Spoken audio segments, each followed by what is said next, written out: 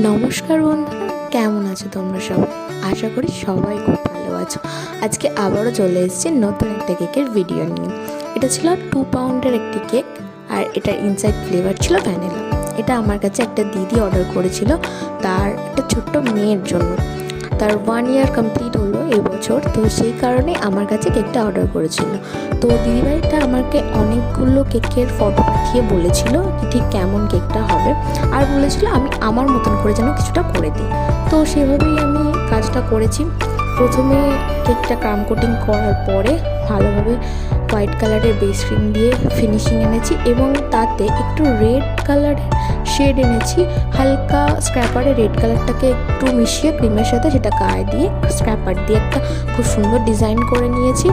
তারপর একটা ছোট মিনি ডল বসিয়েছি কেকটার উপরে, এবং তার পুরো ড্রেসটা কমপ্লিট করেছি।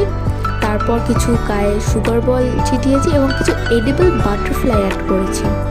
তো কেকটা প্রায় আমার কমপ্লিট হয়ে যাওয়ার মতন, এবং দিদিটা আমাকে বলেছিল একটা ফেদার অ্যাড করে দিতে। তো সেই মুহূর্তে আমার কাছে হোয়াইট কালারের ফেদার অ্যাভেলেবেল ছিল না। তো আমি দিদিটাকে জানাই যে এটাকে আমি একটা রেড কালারের ফেদার অ্যাড করতে পারি। তো দিদিটা বললো হ্যাঁ অবশ্যই, যদি আমি কেকটার সামঞ্জস্য রেখে রেড কালারের ফেদার অ্যাড করতে তাহলে কোনো সমস্যা নেই। তো সেই মতনই আমি একটা রেড কালারের ফেদার অ্যাড করেছি।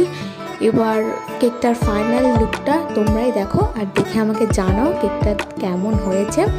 আর যদি কেকের ভিডিওটা ভালো লাগে অবশ্যই একটা লাইক করে দিও, আর নতুন নতুন আরও ভিডিও পাওয়ার জন্য চ্যানেলটা সাবস্ক্রাইব করে পাশে দেখো।